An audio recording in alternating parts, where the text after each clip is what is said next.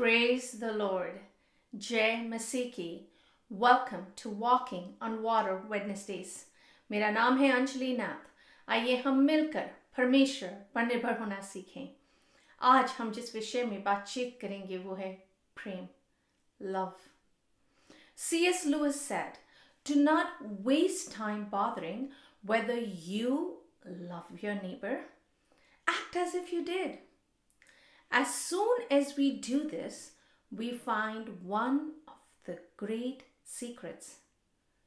When you are behaving as if you loved someone, you will presently come to love him.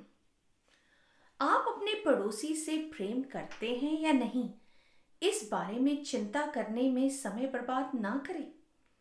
कार्य करें जैसे आप करते हैं. जैसे ही हम ऐसा करने लगते हैं, हमें एक महान रहस्य का पता चलता है.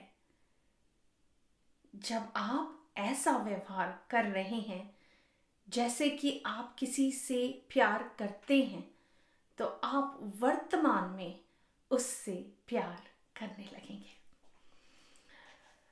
The meaning of the word love is an intense feeling of deep affection. गहरे स्नेह के आभार को जताने को प्रेम कहते हैं. हम लव को बहुत कॉन्टेक्स्ट में यूज करते हैं. You can love a restaurant you like to eat. You can love a friend very deeply. You can love a pet very deeply. You can like a piece of clothing that is very near and dear to you. Then you can love your husband, you can love your children, you can love your brothers, your sisters, your mom, your dad. So बहुत किस्म के प्रेम होते हैं. आज हम उसको 4 category में बांट कर समझेंगे. Which is, जिससे बाइबल हमें सिखाती है, के 4 प्रकार के प्रेम होते हैं. So आज हम उसके विषय में बातचीत करेंगे. So पहला type of love is eros, शारीरिक प्रेम, romantic kind of love. Mostly marriage के कॉन्टेक्स्ट में यूज करा जाता है. विवाहित कपल के बारे में यूज करा जाता है. इब्रानियों की पत्री उसका 13वां बाब उसकी 4थी आयत में लिखा है, विवाह सब में आदर की बात समझी जाए और विवाह का बिछौना निष्कलंक रहे, क्योंकि परमेश्वर व्यभिचारियों और परस्त्रीगामियों का न्याय करेगा. एक और वर्स है सबोपदेशक 9वां बाब उसकी 9वीं आयत, अपने व्यर्थ जीवन के सारे दिन जो उसने सूर्य के नीचे तेरे लिए ठहराए हैं, अपनी प्यारी पत्नी के संग में बिताना, क्योंकि तेरे जीवन और तेरे परिश्रम में जो तू सूर्य के नीचे करता है, तेरा वही भाग है. So Eros kind of love is very intimate and it's between a husband and a wife. And जब आप किसी के साथ जिंदगी भर का रिश्ता जोड़ने के लिए अग्री करते हैं and उस जर्नी पे चलते हैं जिसे विवाह कहते हैं, then it is a different kind of love. And जो एक इंसान को टेक्निकली बाइबल के अनुसार एक इंसान के साथ होना चाहिए वो type of Prem. So that deep intense love जो एक हस्बैंड वाइफ में होता है, उसको इरोस काइंड ऑफ लव के नाम से बाइबल रेफर करती है. दूसरा फिलॉस, एक फ्रेंडशिप काइंड ऑफ लव, दोस्ती वाला प्यार, जहाँ दो लोग हाथ में हाथ डालकर कंधे से कंधा मिलाकर एक सामान्य लक्ष्य की तरफ खींचते जाते हैं. Which can include your colleagues, आपके सहेलियाँ, आपके दोस्त जो आपके बहुत करीब हैं, जिनसे आप बहुत प्रेम करते हैं.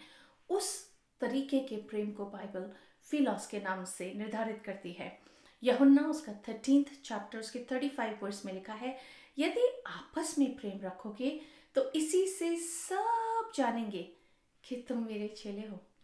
सो यीशु मसीह का चेला कहलाने के लिए इट्स वेरी इंपॉर्टेंट कि जिन लोगों के हम इन कांटेक्ट में आए उनको हम यीशु मसीह का लव अपने आप से और अपने कार्यों से दिखा सके। थर्ड, स्टोर्गे। ये एक भाईचारे के किस्म का प्रेम है, जो भाई बहन के बीच में हो सकता है, माता पिता के बीच में हो सकता है, बच्चों और माँ बाप के बीच में हो सकता है। बाइबल ने बहुत टाइम हमें इस बात को सिखाया है।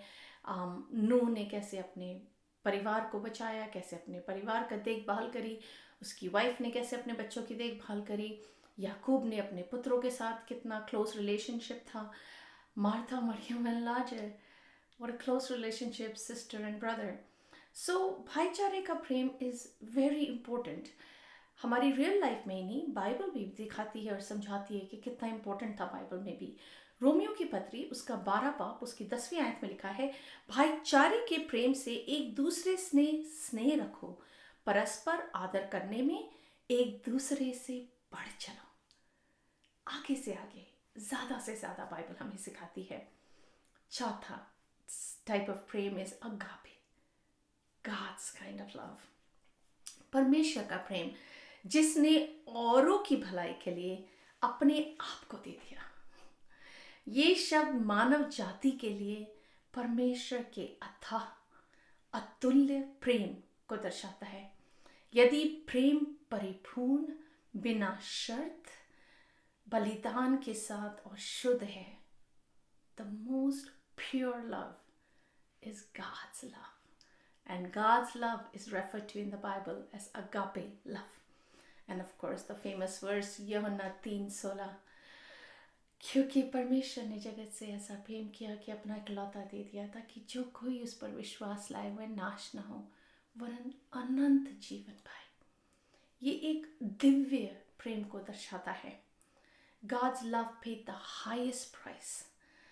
That is the life of his own son for undeserving enemies to give the greatest happiness. और आज जो हम पवित्र आत्मा के साथ इस खुशी को, इस जॉय को इस ज़िंदगी में महसूस करते हैं और कैसे परमेश्वर आगे हमारे लिए एक पर एक टेस्टिमनी रखते जाते हैं, कार्य करते जाते हैं, इसीलिए तो क्योंकि जब हम परमेश्वर के प्रेम को अपने हृदय में बसने देते हैं तो वो भरपूरी से हमारे जीवन में कार्य करता है। अब जब हमने 4 किस्म के प्रेम को समझा है, नेक्स्ट क्वेश्चन जो एक इंसान के मन में आए वो है, पर मनुष्य परमेश्वर से प्रेम क्यों दिखाए, क्यों करे? इसलिए कि हम स्वर्ग जा सके। A lot of other religion हमें यही सिखाते हैं कि कल अगर आपके साथ कुछ हो जाए तो मेक श्योर आप ये अच्छे काम करें ताकि आपकी जो बुकिंग है, आपने जो होटल की बुकिंग स्वर्ग में करी है, उसके अंदर आपको एंट्री मिल सके। ऐसा हमें बाइबल नहीं सिखाती। जॉन पाइपर ने इस चीज़ को इतनी खूबसूरती से कहा है, Christ did not die to forgive sinners who go on treasuring anything above seeing and savoring God. And people who would be happy in heaven if Christ were not there. The gospel is not a way to get people to heaven. It is a way to get people to God. It's a way of overcoming every obstacle to everlasting joy in God. If we don't want God above all things, we have not been converted by the gospel. Hindi में पढ़ूंगी। मसीह पापियों को क्षमा करने के लिए ही नहीं सिर्फ मरे, जो पापी परमेश्वर को देखने और उसका स्वाद लेने के ऊपर किसी भी चीज को संजो कर रखते हैं, और जो लोग स्वर्ग में सुखी होते यदि मसीह वहां नहीं भी होते, तो बेहतर है वह वहां ना हो। सुसमाचार लोगों को स्वर्ग तक पहुंचाने का तरीका नहीं है, यह लोगों को परमेश्वर तक पहुंचाने का तरीका है। यह परमेश्वर में आनंद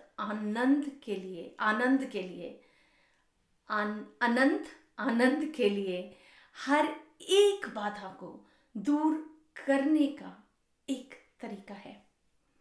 यदि हम परमेश्वर के सभी चीजों के ऊपर उनसे प्रेम नहीं करते तो हम सुसमाचार द्वारा परिवर्तित नहीं हुए हैं अभी तक। अगर गॉस्पेल ने हमें बदला है, अगर सुसमाचार ने हमें बदला है, तो हमारे लिए स्वर्ग और नरक पहले पृथ्वी पर है। जब हम परमेश्वर के साथ अपना बंधन बनाए रखते हैं तो हेवन इज ऑन अर्थ। स्वर्ग पृथ्वी पर ही एक मनुष्य को मिल जाता है, and then it just continues when we go to heaven. आज हमने 4 किस्म के प्रेम को समझा। इट्स अ बिगर कॉन्टेक्स्ट जिसके बारे में I would like to talk to you. Next time जब हम इसको कंटिन्यू करेंगे, I would like to talk about God's love and our love for Him. It was important कि हम पहले ये समझ पाएँ कि बाइबल में कितने प्रकार के प्रेम हैं और बताए गए हैं, और जो हम रियल लाइफ में भी ऑलवेज एक्सपीरियंस करते हैं जब हम वर्ड लव को यूज़ करते हैं। प्रेम कितने प्रकार का हो सकता है, आज हमने वो बातचीत करी। इसको रैप अप करने में समझाऊंगी। 4 प्रकार के प्रेम है। इरोस विच इज़ रोमांटिक प्रेम, जो एक हस्बैंड एंड वाइफ के बीच में होता है। फिलॉस विच इज़ दोस्तों के बीच में होता है। स्टोर्गे विच इज़ भाई बहन के बीच में भाईचारे वाला प्रेम, रिश्तेदारों का। अगापे परमेश्वर का प्रेम। अब जब इतने प्रकार के प्रेम हैं, जब हम वर्ड प्रेम को यूज़ करें तो हमें पता होना चाहिए कि हम किस प्रेम के बारे में बातचीत कर रहे हैं। एंड जब मैं वर्ड लव को सोचती हूँ, मेरे मन में वर्ड सैक्रिफाइस आता है। Love comes with a price. सिर्फ यीशु मसीह ने हमारे लिए प्राइस नहीं पे किया। अगर हम किसी को प्रेम करते हैं, चाहे वो हमारे हस्बैंड हो, चाहे वो हमारे बच्चे हों, कितनी बार हमारे शरीर में हिम्मत नहीं होती काम करने के लिए उनके लिए, पर हम उठ खड़े होते हैं अगर उनको कुछ चाहिए। अगर वो दुखी होते हैं तो हम दुखी होते हैं। अगर वो बीमार होते हैं तो हम उनके दर्द को समझ पाते हैं। ये प्रेम परमेश्वर ने हमारे अंदर इंस्टिल किया है ताकि हम प्रेम समझ सकें। तभी तो हम समझेंगे कि परमेश्वर ने कैसे जगत से प्रेम किया। उसने मनुष्य को अपनी समानता, अपने स्वरूप में बनाया है।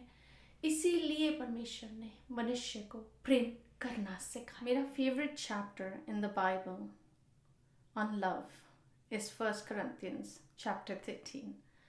मैं उसकी वर्स 1 से लेकर 3 को एक प्रेयर की तरह आज पढ़ना मांगूंगी।